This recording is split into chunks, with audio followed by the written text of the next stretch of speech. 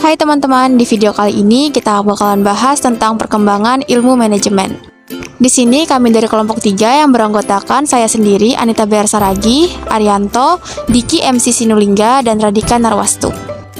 Topik presentasi kali ini yaitu perkembangan ilmu manajemen, prinsip teori manajemen klasik, perkembangan teori manajemen, manajemen aliran hubungan manusiawi, dan manajemen aliran modern. Ada yang penasaran nggak bagaimana perkembangan ilmu manajemen?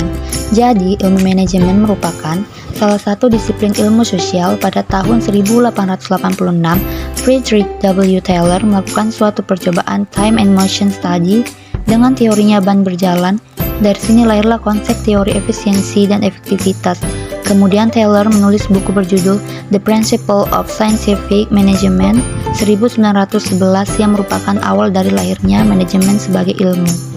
Selanjutnya, ilmu manajemen merupakan kumpulan disiplin ilmu sosial yang mempelajari dan melihat manajemen sebagai fenomena dari masyarakat modern, di mana fenomena masyarakat modern itu merupakan gejala sosial yang membawa perubahan terhadap organisasi. Ilmu manajemen sebagai ilmu pengetahuan juga mempunyai ciri-ciri loh. Salah satunya, adanya kelompok manusia terdiri atas 2 orang atau lebih, adanya kerjasama dari kelompok tersebut, adanya kegiatan proses atau usaha, dan yang pastinya mempunyai tujuan. Sedangkan untuk organisasi, ada beberapa faktor yang dapat mempengaruhi, antara lain, tekanan pemilik perusahaan, kemajuan teknologi, dan juga saingan baru. Di sini saya akan menjelaskan tentang teori-teori ilmu perkembangan manajemen. Yang pertama, teori manajemen alamiah. Teori manajemen ilmiah dimulai sekitar akhir abad yang lalu, di mana para insinyur Amerika Serikat dan Eropa mencari dan mengembangkan cara-cara baru untuk mengelola suatu perusahaan. Kelebihan manajemen ilmiah telah diakui dan dapat memberikan kontribusi yang cukup besar bagi peningkatan produktivitas dan efisiensi kerja. Peningkatan produktivitas telah sangat didukung dengan sistem pembagian kerja sesuai bagian-bagian dan suatu proses pekerjaan. Adanya spesialisasi tertentu seperti yang ditujukan dalam suatu studi dan waktu ialah membuktikan bahwa kegiatan yang dilaksanakan dapat lebih efisien. Kelemahan manajemen ilmiah lebih berfokus pada manusia itu rasional untuk memperoleh material tetapi kurang memperhatikan segi-segi sosial para pekerja. Nah, yang kedua, teori manajemen klasik. Pelopornya adalah Henry Fayol, James D. Money, Mary Parker, Follett, Edward Simon, Chester Wan, dan Barnard. Manajemen klasik timbul dari kebutuhan akan pedoman untuk mengelola organisasi yang kompleks, misalnya sebuah pabrik. Manajemen itu tidak dilahirkan tetapi dapat diajarkan, asalkan prinsip-prinsip mendasari dan teori umum manajemen dapat diterapkan. Kelebihan manajemen klasik. Manajemen klasik membuat pemisahan bidang-bidang utama praktek para manajer, sehingga sampai sekarang masih dapat diterima oleh para manajer praktisi atau praktek. Kekurangan. Dalam organisasi modern yang kompleks seperti sekarang, manajemen klasik dianggap terlalu umum di manajemen modern. Terkadang garis wewenang agak kabur. Saat ini terkadang teknisi bisa mendapatkan perintah dan manajer pabrik atau atasan dari atasan teknisi atau mandor. Ini membuat pertentangan antara prinsip pembagian kerja dan kesatuan perintah. Teori pendekatan hubungan manusiawi sejak 1930 dan menjadi populer pada tahun 1950-an, yaitu manajemen yang banyak memberikan perhatian terhadap hubungan kemanusiaan kepada para karyawan. Pandangan ini muncul sebagai akibat dari kelemahan-kelemahan pada manajemen klasik, yang kemudian menimbulkan banyak kritik terhadapnya. Tetapi teori ini juga memiliki kelebihan dan kelemahan.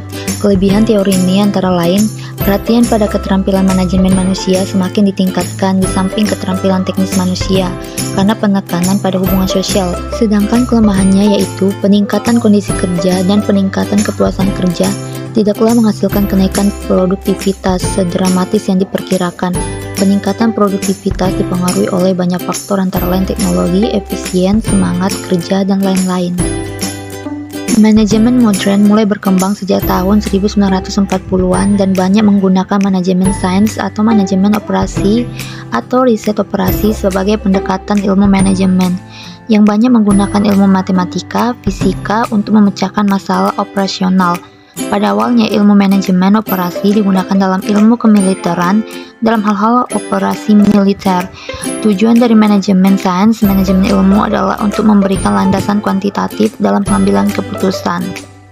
Dalam manajemen modern, konsep manajemen dibagi menjadi manajemen berdasarkan hasil, manajemen berdasarkan tanggung jawab sosial, berdasarkan sasaran, pengecualian, manajemen terapan. Kelebihannya banyak digunakan dalam kegiatan sehari-hari meliputi penganggaran modal, perencanaan produk, manajemen persediaan, penjadwalan, metode antrian, transportasi. Kelemahannya, konsep manajemen modern sulit dipahami karena perhitungannya yang sulit. Perkembangan teori manajemen.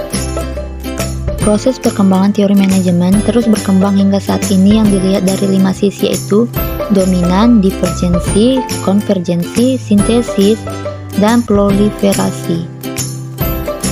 Dengan begitu dapat disimpulkan bahwa pada dasarnya manajemen dapat didefinisikan sebagai bekerja dengan orang-orang untuk menentukan, menginterpretasikan, dan mencapai tujuan-tujuan organisasi dengan planning, organizing, staffing, leading, dan controlling. Adanya berbagai aliran manajemen, diantaranya manajemen klasik, ilmiah, teori organisasi klasik, aliran hubungan manusiawi, dan aliran manajemen modern. Studi kasus. PT Gramedia adalah anak perusahaan kelompok Kompas Gramedia yang menyediakan toko buku dengan nama Toko Buku Gramedia di beberapa kota di Indonesia.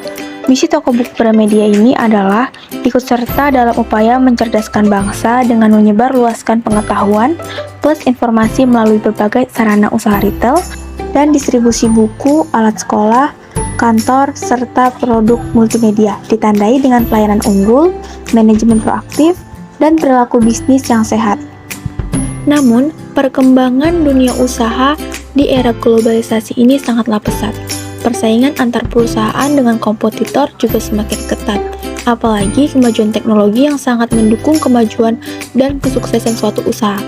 Oleh karena itu, PT Gramedia perlu mengikuti perkembangan ilmu manajemen yang ada untuk mendukung. Contohnya, di pemasaran modern sekarang, tidak hanya sekedar memasarkan produk yang bagus, menetapkan harga yang menarik, dan membuat produk terjangkau oleh konsumen, tetapi perusahaan juga harus berkomunikasi dengan konsumen-konsumen. Selain itu, ada banyak ancaman dari pihak-pihak pesaing yang membuat inovasi dan mengikuti perkembangan ilmu yang ada. Berikut ini beberapa tindakan yang dilakukan oleh PT Gramedia untuk mengatasi masalah tersebut, yaitu dengan cara mengikuti dan menerapkan perkembangan ilmu manajemen yang ada. Toko buku Gramedia membangun jaringan toko di kota-kota kecil di seluruh Indonesia untuk menjangkau seluruh masyarakat.